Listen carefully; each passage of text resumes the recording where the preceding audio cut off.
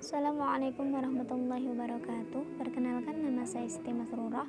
Nomor induk mahasiswa 1801036. Saya merupakan salah satu mahasiswi Sekolah Tinggi Ilmu Al-Quran Al-Latifiyah Palembang.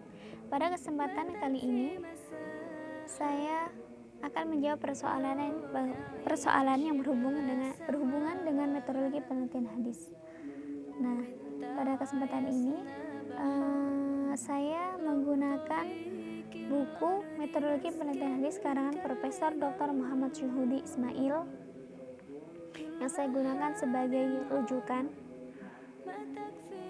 Nah, persoalan yang akan kami jawab ini merupakan soal ujian tengah semester dari mata kuliah Takhrij Hadis dengan dosen pengampu Ibu Emilia Sari MHum. Baiklah, kita melanjut kepada pertanyaan yang pertama. Pertanyaan pertama yakni, apa sih latar belakang pentingnya penelitian hadis? Nah, di sini terdapat ada 6 poin. Yang pertama, hadis Nabi sebagai salah satu sumber ajaran Islam. Yang kedua, tidaklah seluruh hadis tertulis pada zaman Nabi. Yang ketiga, telah timbul berbagai pemalsuan hadis. Yang keempat, proses penyimpunan hadis yang memakan waktu yang cukup lama. Yang kelima, jumlah kitab hadis yang banyak dengan metode penyusunan yang beragam. Yang keenam, telah terjadi periwayatan hadis secara makna. Kemudian soal yang kedua, apa sih objek dari penelitian hadis itu sendiri? Nah, objek dari penelitian hadis itu ada dua. Yang pertama, sanad hadis. Nah, ulama hadis menilai sangat penting kedudukan sanad dalam meriwayatkan hadis. Karena demikian pentingnya kedudukan sanad itu, maka suatu berita yang dinyatakan sebagai hadis Nabi oleh seseorang, tapi berita itu tidak memiliki sanad, maka sama sekali berita itu tidak bisa diterima. Bagian-bagian sanad yang diteliti yakni nama-nama periwayat yang telah terlibat dalam periwayatan hadis yang bersangkutan, dan yang kedua, lambang-lambang periwayatan hadis yang telah digunakan oleh masing-masing periwayat dalam meriwayatkan hadis yang bersangkutan. Misalnya sami'tu, akhbaroni, an, dan anna. Nah, yang kedua, objek dari penelitian hadis ini matan hadis. Perlunya penelitian matan hadis tidak hanya karena keadaan matan tidak dapat dilepaskan dari pengaruh keadaan sanad saja, tetapi juga karena dalam periwayatan matan hadis dikenal adanya periwayatan secara makna atau riwayat bil makna.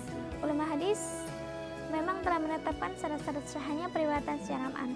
Namun hal itu tidaklah berarti bahwa seluruh periwayatan yang terlibat dalam periwayatan hadis telah mampu memenuhi dengan baik semua ketentuan itu.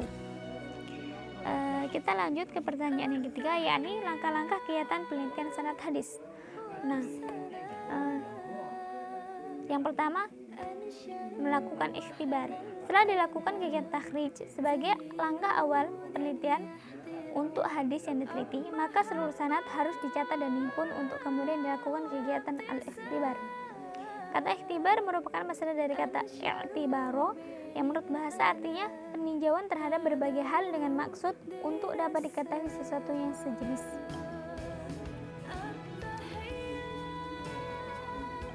Selanjutnya, yang kedua yakni pembuatan skema sanad. Untuk memperjelas dan mempermudah proses kegiatan al-ikhtibar, diperlukan pembuatan skema untuk seluruh sanad bagi hadis yang telah diteliti. Nah, hal yang harus diperhatikan yang pertama, jalur seluruh sanad. Yang kedua, nama-nama periwayat untuk seluruh sanad. Nah, yang ketiga, metode periwayatan yang digunakan oleh masing-masing periwayat. Nah, jadi langkah-langkah penelitian sanad itu ada dua. Yang pertama ikhtibar dan yang kedua pembuatan skema sanad. Dan ini merupakan contoh dari skema sanad. Nah, itulah beberapa persoalan yang telah kita jawab. Kurang dan lebihnya saya mohon maaf. Kepada Allah saya mohon ampun. Wabillahi taufiq wal hidayah. Wassalamualaikum warahmatullahi wabarakatuh.